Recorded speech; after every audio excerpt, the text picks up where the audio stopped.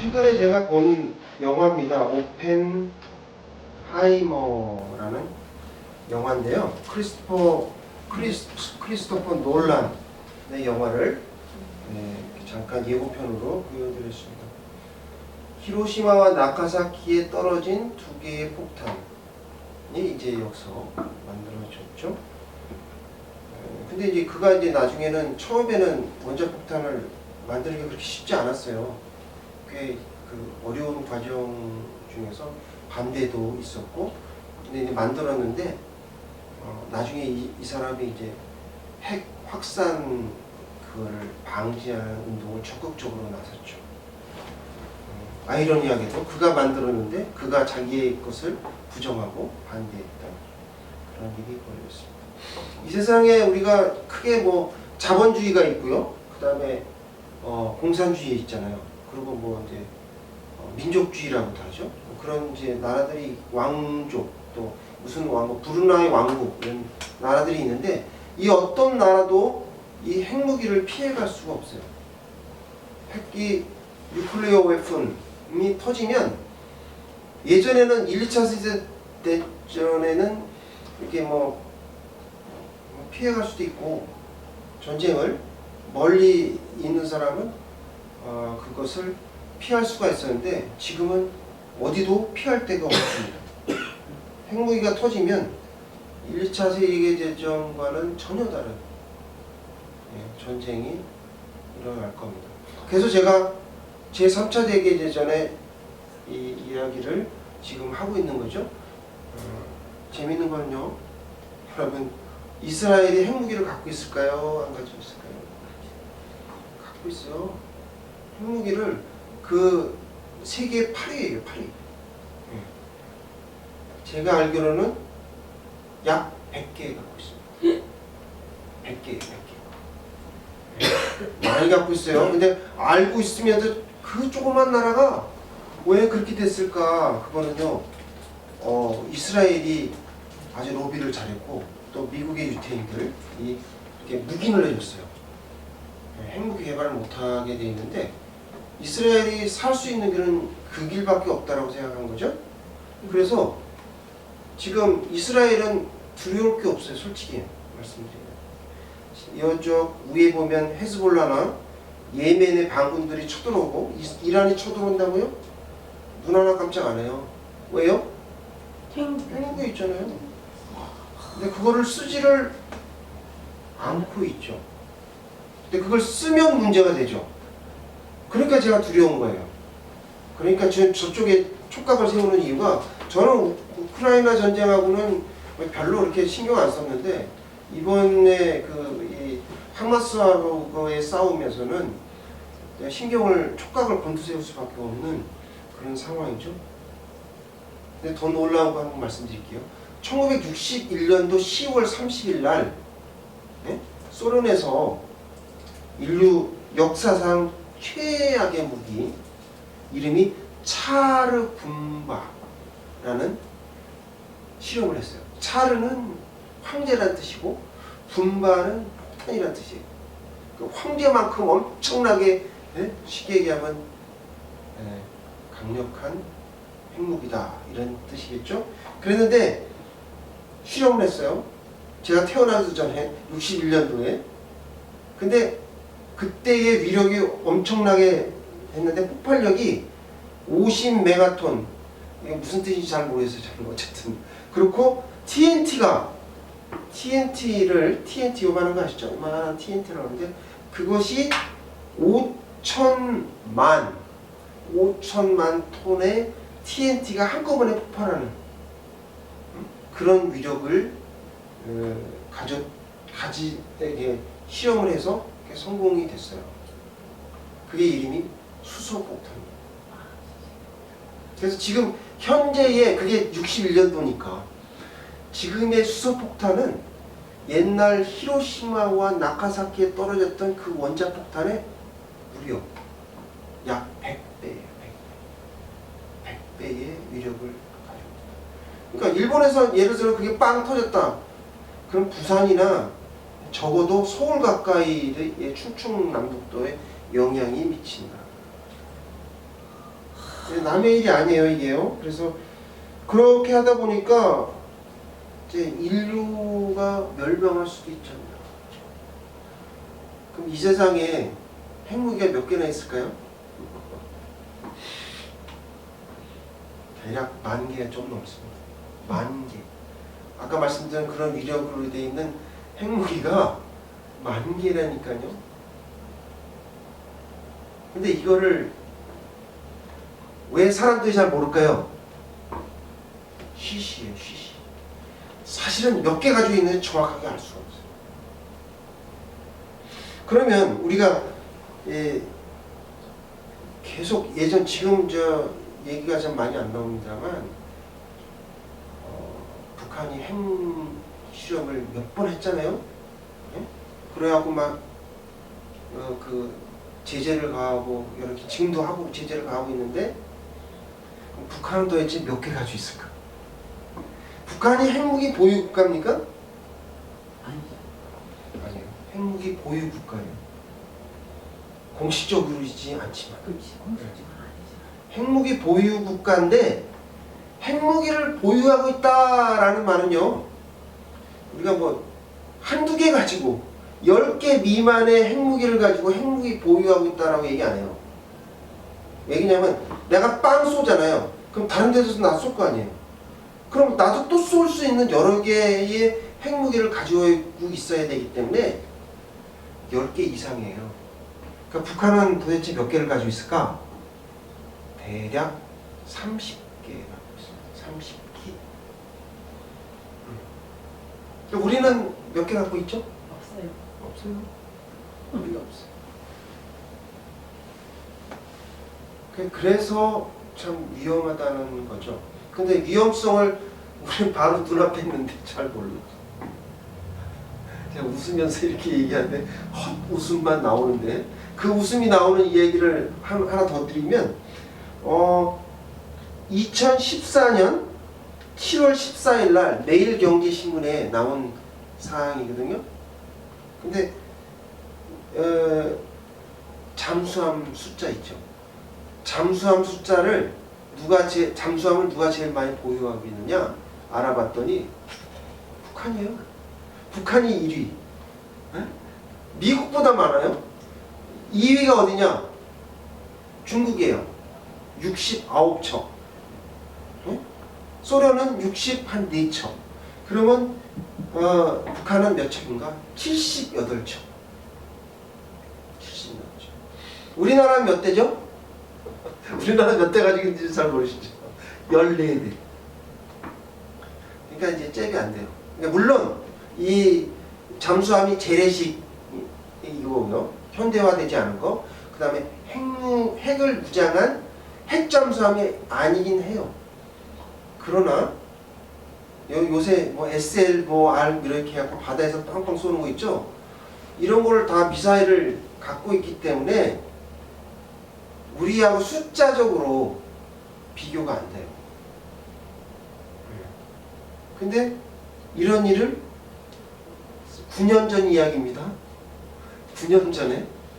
지금은 몇 대인지 저도 잘 모르겠어요. 우리나라도 몇 대인지 잘 모르겠어요. 14대 이상은 되겠죠. 그런데 이제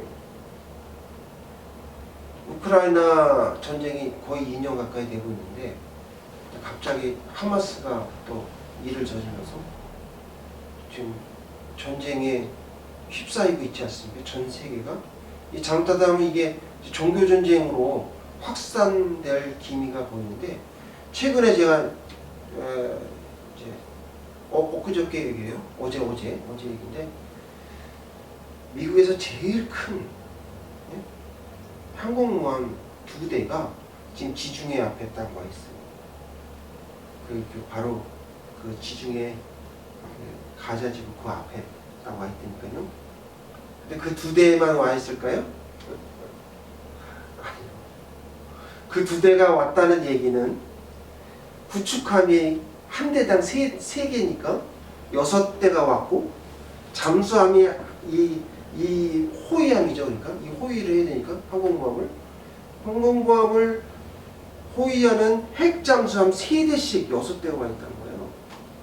그러면 6, 20, 12대 포함해서 14대가 지금 그 지중해 연안에 와 있는 거죠. 그 비행기뿐만 아니라 거기에 장착해 있는 핵무기는 몇 개인지 모르겠어요.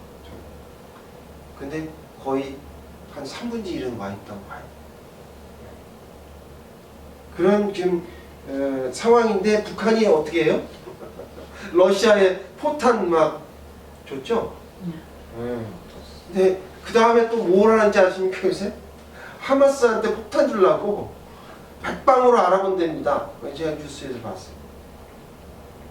그러니까 우리가 인류가 평화를 지키기 위해서 이렇게 온갖 노력을 하고 있음에도 불구하고 전쟁의 소문은 끊임없이 일어나고. 이제 그러면 인간은 뭐 전쟁하는 동물인가? 누군가 그런 얘기를 했어요. 근데 어떤 역사학자는 인류의 역사는 피해 역사다. 피해 역사다. 전쟁의 역사가 바로 인류의 역사다. 이렇게 이야기를 합니다. 근데 뭐 잘 아시다시피 전쟁이 일어남으로 인해서 남의 나라를 쳐들어가고 하는 이유가 뭐죠? 왜 쳐들어갑니까? 그게 자원 문제일 수도 있고 그 다음에 영토 확장일 수도 있어요. 근데 인간은요 악해가지고 아무 이유 없이 쏘기도 합니다. 그게 인간이에요. 그래서 이게 도대체 왜 이런 일이 일어날까? 제가 계속 생각을 해봤는데 야고보서 1장 15절에 나와 있잖아요. 욕심이 잉태하여 죄를 낳고 죄가 장성해서 사망을 낳는다. 이 말씀이죠. 또 십계명의 8번째 계명이 뭐냐면 도둑질하지 말라 이 말씀이거든요. 근데 도둑질하지 말라는 말씀은 크게 확대해서 뭐 어떤 물건을 훔치는 그것도 있지만 이런 거예요. 내가 열심히 땅을 일구어서 곡식을 심고 땀을 흘리고 그렇게 수고를 해서 얻은 곡식을 먹으면 되는데 이게 하기 싫은 거죠. 그래서 탱탱 놀다가 남이 곡식 해가지고 추수해 놓은 거를 가가지고 이 말씀을 드리고자 하는 거죠. 많은 그 사람들이 설교자들이 그렇게 얘기를 해요. 삼손이 힘은 장사인데 머리가 없어. 이게 좀 똑똑하지가 못해. 그런 얘기를 제가 간혹 들었거든요. 근데 사실 그럴까요? 근데 저는 그렇게 생각 안 하거든요. 왜 그러냐면 사사기 전체적인 것을 봤을 때 사사가 13명이었어요. 13명이었는데 그 중에서 대부분 다 뭐 사람들하고 같이 이스라엘 군대들하고 같이 싸웠는데 여기 보세요. 삼손은 혼자 싸웠어요. 혼자 싸웠거든요. 그러니까 또 여기 나중에 보면 15장 13절인가에 보면 삼손을 잡으려고 3,000명이 모였어요. 이스라엘 백성이. 15장 10절에 보면 그런 얘기가 나와요. 아이러니하게도 유다 백성들이 삼손을 잡으려고 그렇게 나왔던 것이 나옵니다. 11절. 11절인가요? 네. 11절에 3,000명이 나온다. 11절에 나오죠? 그러니까 우리 일제시대 때 있었잖아요. 근데 일제시대 때에 독립운동 하는 사람을 잡으려고 3,000명이 모인 거예요. 그게 얼마나 황당하겠어요. 삼손은 자기 동족이 자기를 잡아가지고 밧줄로 묶었어요. 삼손이 힘이 세기망정이지. 그런 이야기가 15절에 나오거든요. 15장에. 그러니까 삼손은 굉장히 뭐랄까요, 외로운 싸움을 하고 있었다. 그런 얘기죠.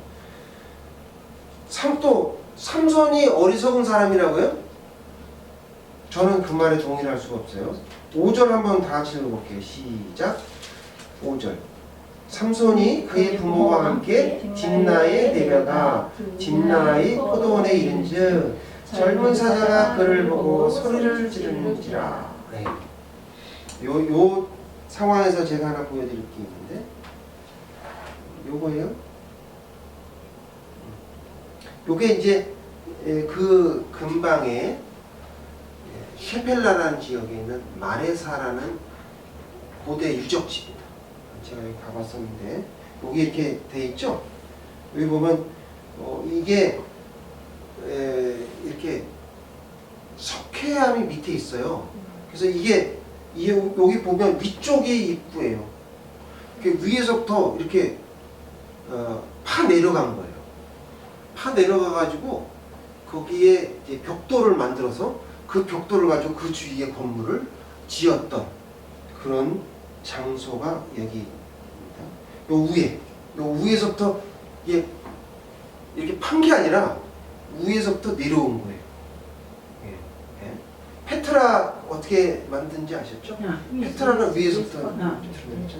그런 식으로 그렇게 만드는 거고요. 이 안에는요, 포도주 이렇게 틀을 내리는 그런 곳도 있어요. 이게 이제 여기도 맷돌도 있고 여기 이제 그 비둘기를 여기서 키워가지고 식량으로 만들었던 지역입니다. 제가 여기 다 가봤었는데 중요한 거는 그거보단 요거예요. 요거.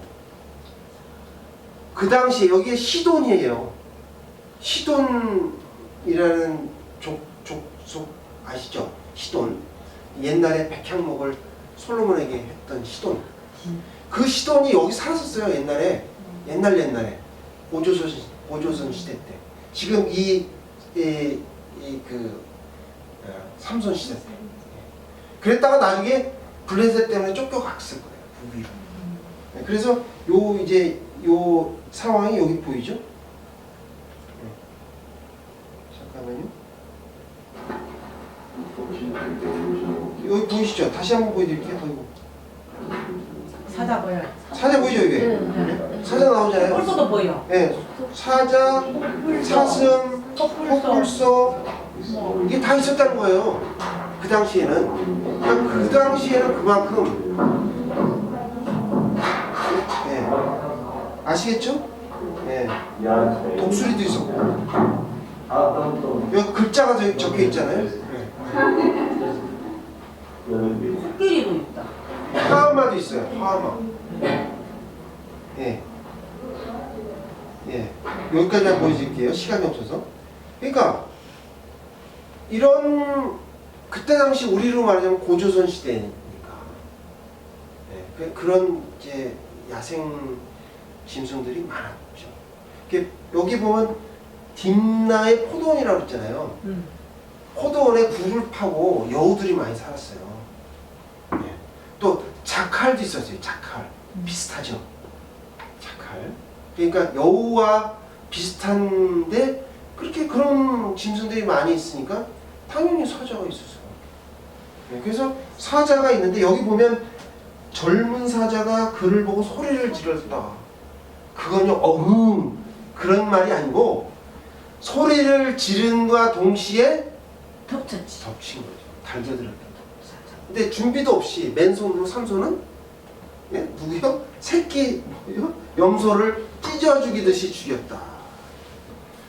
그게 대단한 거죠. 근데 물론 삼손이 힘이 있긴 했지만 그 괴력이 나오는 거는 그 전에 나왔잖아요. 여호와의 영이 2번 나와요. 나중에 뒤에도 여호와의 영이 함께 했기 때문에 그런 얘기가 나오죠. 그래서 오늘 우리가 그렇게 해갖고 어떻게 돼요? 나중에 이제 갔다가 딥나 여인이 자기를 보고 마음에 들어해서 이제 드디어 이제 결혼식을 하려고 다시 내려가다 보니 그 사자 안에 이제, 이제 뭐 쉽게 얘기하면 우리 굴 중에 벌 중에 무슨 벌이라고 하죠? 땅벌. 땅벌. 하여튼 뭐 그 벌이 그 안에 이렇게 한 거죠. 근데 원래 벌은 시체 썩는 데는 있질 않아요. 그러니까 그게 무슨 얘기냐면 조금 시간이 걸렸다. 시간이 지난 후에 라고 볼 수가 있겠죠. 그래서 어쨌든 거기에 꿀이 있어갖고 자기도 먹고 그걸 갖다가 부모님에게 드렸어요. 어디서 왔다는 소리나 아무 소리도 안 나죠. 자, 그러고 나서 이제 갔더니 여기서 그 수수께끼를 내잖아요. 근데 수수께끼가 이게 풀기 쉬운 수수께끼였습니까? 아니잖아요. 예. 먹는 자에게서 먹는 것이 나오고, 예? 사자에게서 단 것이 나오고, 강한 자에게서 단 것이 나온다. 지금도 무슨 소리인지 잘 모르겠는데 그런 수수께끼를 낼 정도의 머리를 있는데 무슨 그러니까 힘도 좋고 머리도 좋았다는 얘기예요. 그 10절, 11절 다 함께 읽어볼게요. 시작. 삼손의 아내가 여자에게로 내려가매 삼손이 거기서 잔치를 베풀었으니 청년들은 이렇게 행하는 풍속이 있습니다. 우리가 삼손을 보고 30명을 데려다가 시주를 삼아 그와 함께하게 하니라. 네. 자, 삼손과 마노아가 같이 내려갔죠. 결혼식에 갔어요. 근데 여기 풍습에 따라라고 돼 있어요. 풍습에 따라 돼 있다라고 성경은 기록한다는 것은 다시 말해서 그 나라의 풍습을 다 따랐다는 얘기예요. 그러면 잔치에서 포도주가 빠집니까? 포도주가 있겠죠. 근데 삼손은 포도주 먹으면 돼요, 안 돼요? 안 돼요. 근데 그때 먹었을까요? 안 먹었을까요? 내려갔을 때? 잔치 때? 잘 몰라요. 잘 모르는데 추정을 해보면 그 앞에 나시린이 사체를 만졌잖아요. 동물의 사체를 만지지 말라는데 만졌죠. 그죠? 그리고 또 꿀도 먹었고 뭐 그런 사람이 뭐 포도주를 안 먹었겠어요? 상상은 여러분한테 맡길게요. 먹었는지 안 먹었는지는 잘 몰라요. 어쨌든 그랬는데 더 중요한 게 여기 나와요. 무리가 삼손에게 좋습니다. 네. 그래서 먹는 자에서 먹는 것이 나오고 강한 자에서 단 것이 나온다는 얘기를 막상 수수께끼를 보니까 알 수가 없었던 거죠. 그래서 마지막 날에 달달 볶은 거예요. 그래서 이제 딥나 여인에게 네가 안 그러면 네 집과 네 아버지 너와 너의 아버지 집을 불사할 것이다 라고 얘기하니까 이 딥나 여인이 죽기를 각오하고 알아냈죠. 근데 이제 재밌는 거는 나중에도 뭐 나옵니다만은 드릴라도 그랬지만 뒤에 삼손은 여자에게 좀 약한 면이 있었던 것 같아요. 그러니까 이렇게 막 이제 뭐 귀찮게 막 이렇게 얘기하고 물론 사랑도 했겠죠. 사랑도 했으니까 가르쳐줬겠죠. 부모에게도 얘기하지 않았다고 그러잖아요. 부모에게도 얘기 안 했는데 내가 너에게 얘기한다 하면서 가르쳐줬어요. 그래서 이제 졌죠. 그 30명이 알고서 얘기하니까 이제 약속은 약속이죠. 그래서 삼손이 어떻게 했냐면 아스글론으로 내려가요. 거기서부터 좀 딥나는 해안 도시가 아니고요. 내륙 도시고 아스글론은 해안 도시예요. 해안 도시에서 내려가서 사람을 30명을 죽이죠. 죽여가지고 빼앗아서 가져오는데 그게 과연 사람이라는 게 그러면 우린 나쁜 사람이네. 가난한 평민을 갖다가 가가지고 죽이고 그걸 빼앗아 오는 그런 나쁜 놈이 어딨어. 그게 아니고요.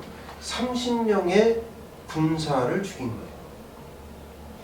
그러니까 삼손은 그전에도 얘기했지만 전쟁을 일으켜서 블레셋이 함부로 이스라엘 백성들한테 나쁜 짓을 못하게 하려고 그 따끔한 것을 보여주기를 원했던 거죠.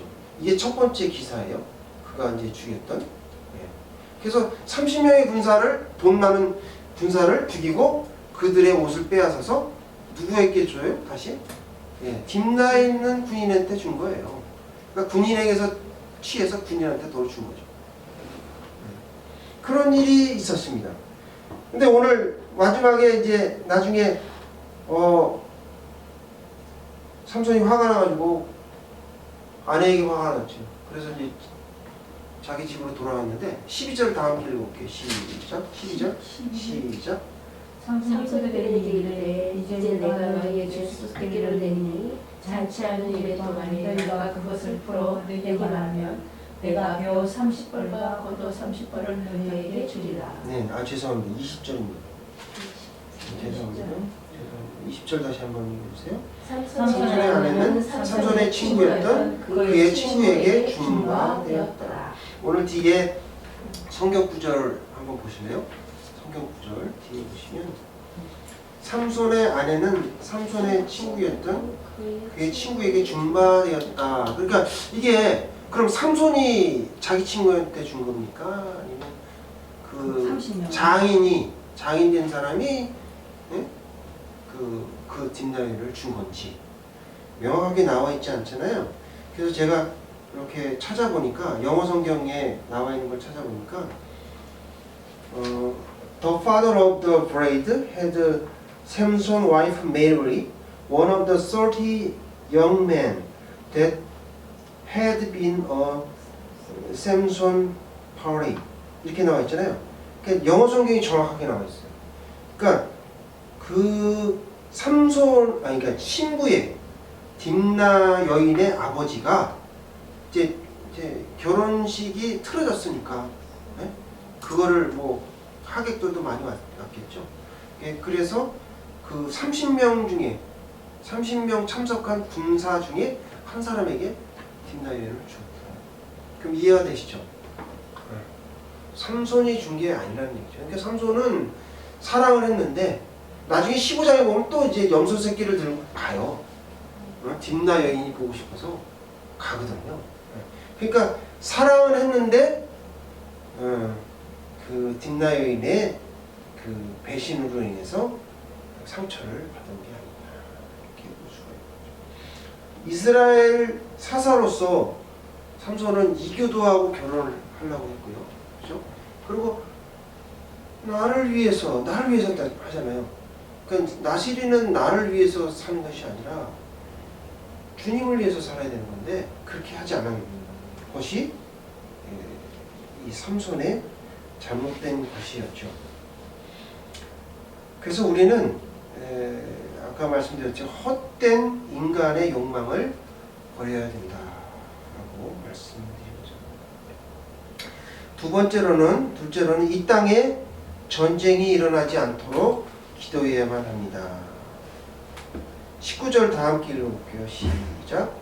19절 여호와 영이 삼손에게 갑자기 임하시매 삼손이 아스골로 내려와서 그곳 사람 30명을 쳐 죽이고 노력하여 수수께끼를 푼 사람들에게 옷을 주고 심히 노하여 그의 아버지의 집으로 올라갔고. 네. 이제 지금 이 삼손의 이야기는 내러티브거든요. 내러티브는 뭐냐면 이야기를 통해서 하나님이 우리에게 주시고자 하는 말씀이 한 가지가 아니에요. 이 말씀을 대하는 사람에 따라서 여러 가지로 바뀔 수가 있는 거죠. 예를 들어서 아까 말씀드렸던 헛된 욕망을 버리라는 말씀은 제가 이 행복이를 쓰고자 하는 그 말씀을 드린 거거든요. 전체적으로. 그러나 우리 개인적으로 봤을 때 헛된 욕망은 그거 말고도 많거든요. 이 내러티브는 그런 성격이 있어요. 그래서 제가 이 19절을 말씀드렸지만 여호와의 영에 대해서 2번 나와 있는 것을 말씀드렸을 뿐이지 이게 여기하고 매치된다? 꼭 그런 건 아니다는 얘기죠. 그래서 제가 이렇게 공간을 두는 거예요. 여러분들이 생각할 수 있는 공간.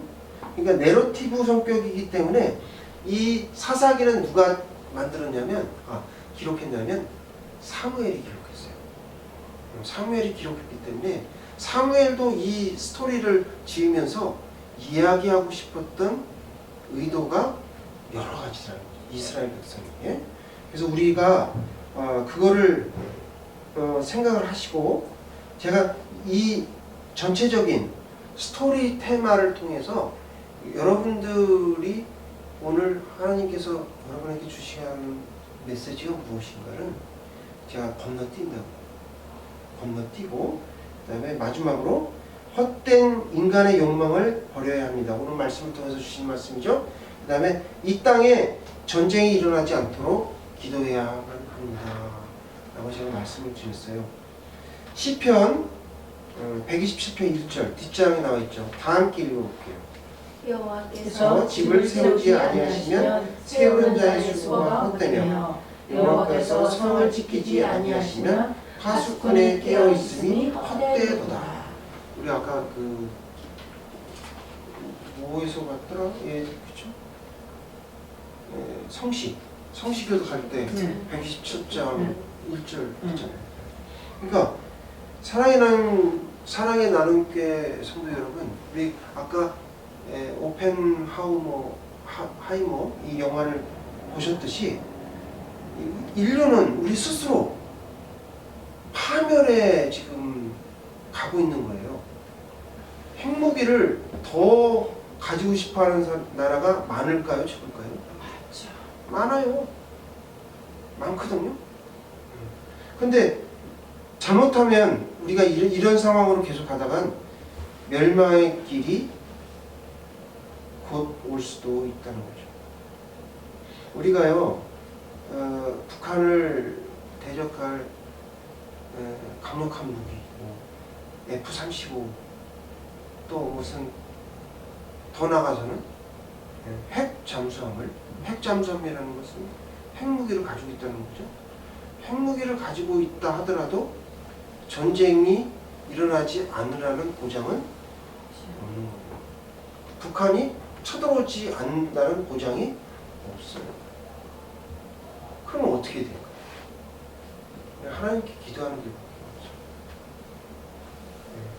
만군의 여호와이신 우리 하나님께 우리의 사정을 아뢰고 그를 의지하는 길밖에는 더 이상 없습니다. 그리고 이 김정은이가 그러면 너도 죽고 나도 죽자. 그리고 핵무기 미사일 쏠 수도 있거든요. 그런 일을 하나님께서 막아주시기를 저는 간절히 바라는 마음에서 이 설교를 준비를 했어요. 여러분 생각해 보세요. 이게 아름다운 강산인데 사계절이 있고, 근데 이게 핵무기로 터져가지고 그동안 우리가 이뤄놨던 경제개발 뭐 이런 거 이제 겨우 끼니 걱정을 하지 않는 때가 됐는데 이게 다 무너져 버렸어요. 그리고 핵무기가 터지면 어떻게 돼요? 그 핵의 그 어떤 그 뭐죠, 방사능으로 인해 가지고 모든 것이 다 오염이 될 텐데 이걸 어찌 우리 후손에게 남겨줄 수 있겠습니까? 여러분 우리 기도합시다. 우리라도 하나님께 우리나라 지켜달라고 기도하시는 여러분 다 되시기를 주님의 이름으로 축원합니다. 다 같이 기도하시겠습니다.